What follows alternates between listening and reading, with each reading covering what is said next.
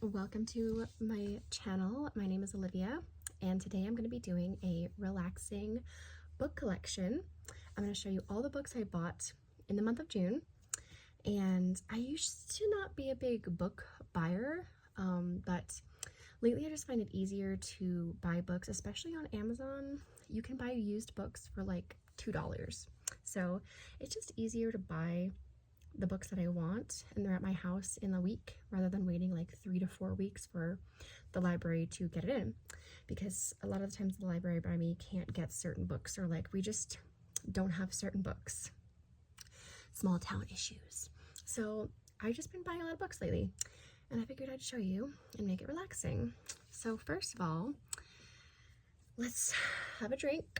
This is Crown Royale whiskey lemonade in the, did I say Royale?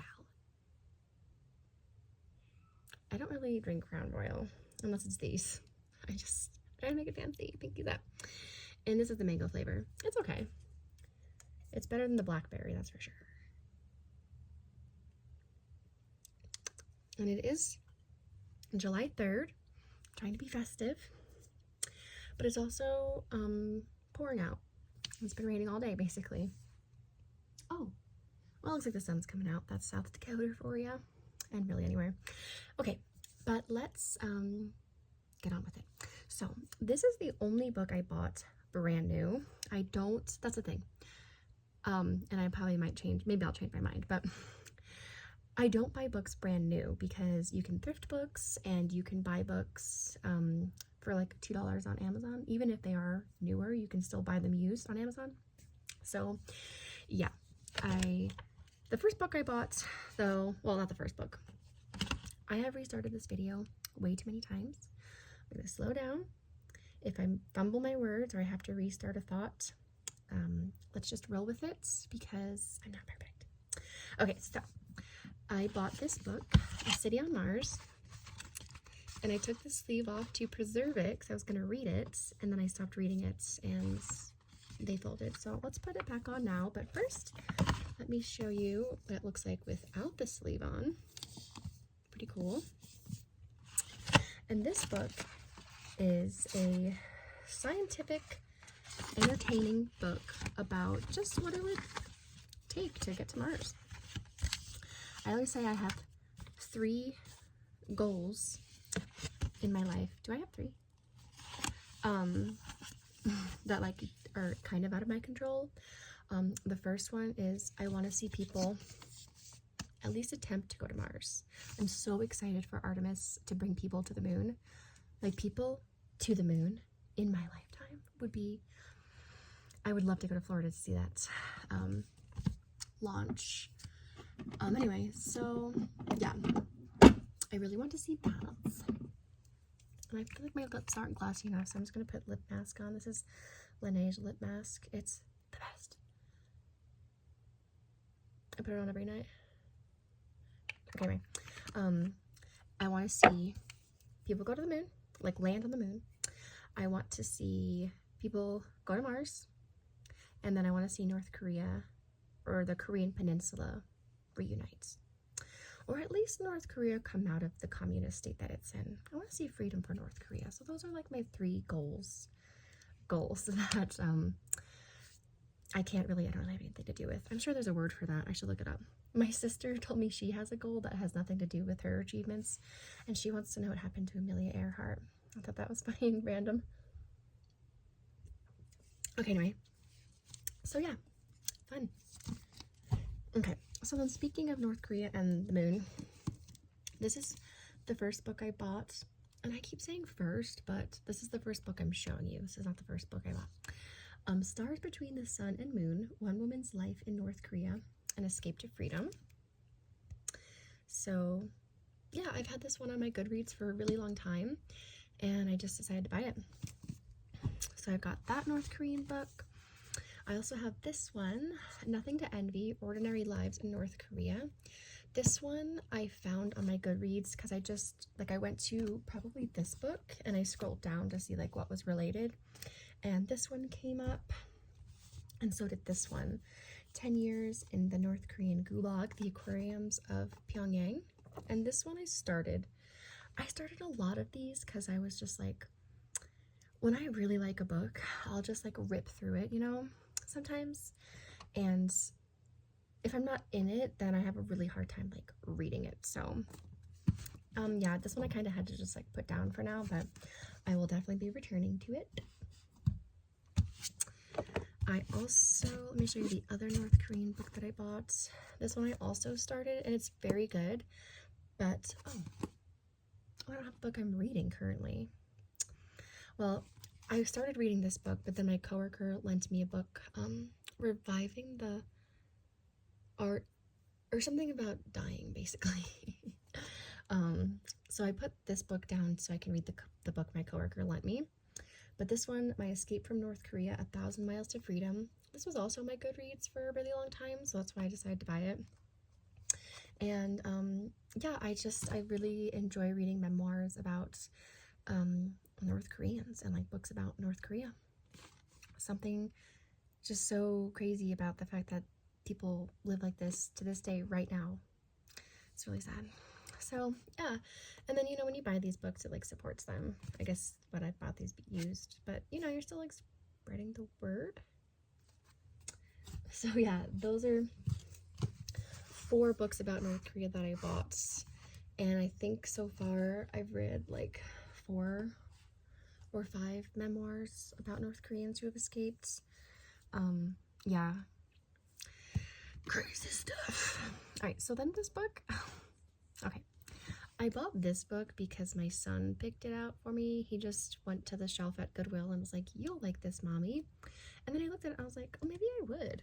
So it's called Desert God, a novel of ancient Egypt, which I love Egypt. I want to go. I really want to go for the solar eclipse that's happening in, I want to say 3 years. There's one in 2 years, and then there's another, I think 2 years is Iceland, 3 years is Egypt. And I really want to go to the one in Egypt because, fun fact, I made an entire trip to Dallas for the solar eclipse in April, and it cleared up in time for totality. Oh my god, life-changing. And so I would love to go to Egypt to see that, but I've also always wanted to go to Egypt. I guess that's like a personal goal of mine. Like a travel goal is like Fiji / Bora Bora or Egypt. Well, and Egypt. So okay, this one, it's it says Game of Thrones meets ancient Egypt. I never watched Game of Thrones. I'm not really a big, how do I say this? I don't know. I liked the 100. Is that comparable? I like dystopian. I like dystopian stuff. I like futuristic stuff. I like space travel, stuff like that. But watching things from like that long ago, was Game of Thrones fantasy? I'm not like a big fantasy person either. It depends. I will tell you though, I'm excited for my boys to get a little older so I can read them Harry Potter, because I want to reread Harry Potter, but I just have a hard time reading young adult books because obviously I like stuff a little more advanced than that. And it's kind of hard to get through like teeny bopper stuff for me. You know, it's just, oh my god, that's a big spider. Whoa. Oh god. I just saw a spider. It's right there. It's moving. Gross. Sick. This is the problem with living in the basement. There's lots of bugs. I'm just gonna ignore it. Anyway, I'm skeeved. I'm just gonna sit like this in case I have a bucket. What kind of spider is that? I don't know what kind of spider that is. So anyway, Desert God. Basically, it's just like a thrilling tale, magical as it is enlightening, not just about history, but about the heart of a heroic man. So cool. What else? Oh, I got World War Z. Speaking of dystopian stuff. Yeah. I saw this thrifting. I got this, let me see. Yeah, this had said I got thrifted at Goodwill.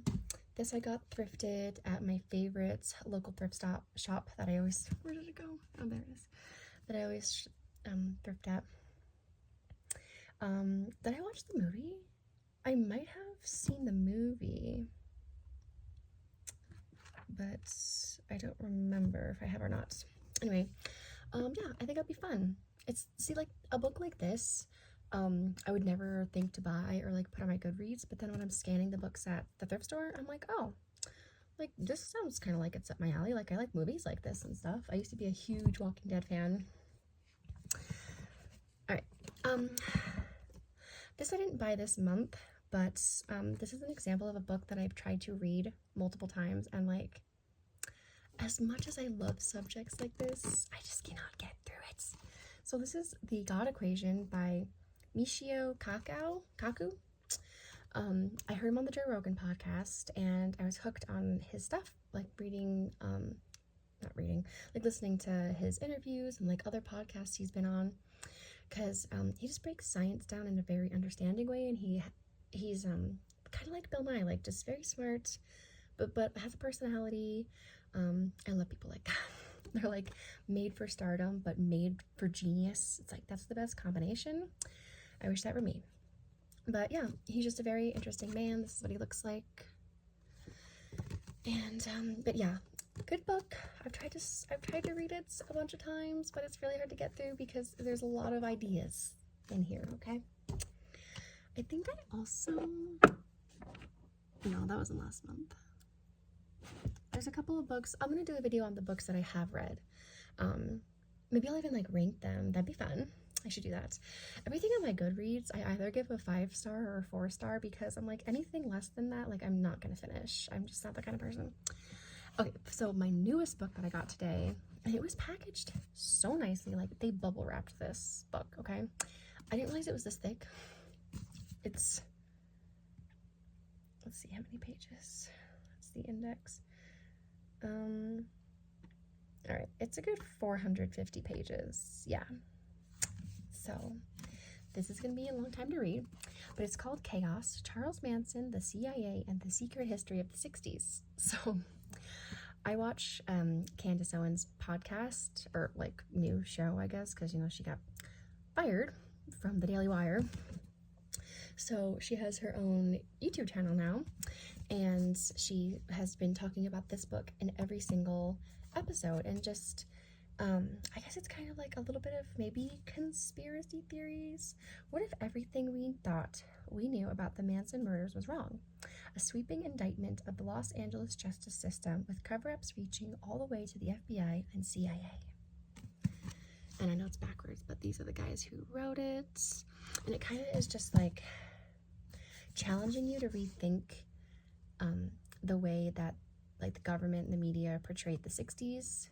You know, maybe there was like a little more government involvement in some things that they made seem like there wasn't. I don't know. I haven't read the book yet, but I'm really excited to. Except for there's a lot of, it's very thick. Yeah, so right now I'm reading a book about the art of dying, the Ars Moriendi, the revival of that. So it's very interesting. I'm a person with death anxiety a little bit, so my coworker recommended me read that, and I have to say it's been helping. It's been a very good book, very informative. So yeah, yeah, I've got a bunch of books behind me too that like I need to read, and ones that I have read, I separated them. So I'm gonna do a video, yeah, because it's July, so what I've read so far this year, I'll do a video on that. But other than that, this was just a quickie little video about the books that I've read, or the books that I bought and I'm going to read. So anyway, thank you for watching. Stay tuned, because I'm going to try and see if I can find the spider and show you guys what kind of spider that was, because it was kind of gross. Okay, stay tuned for the next video. See you later. Bye!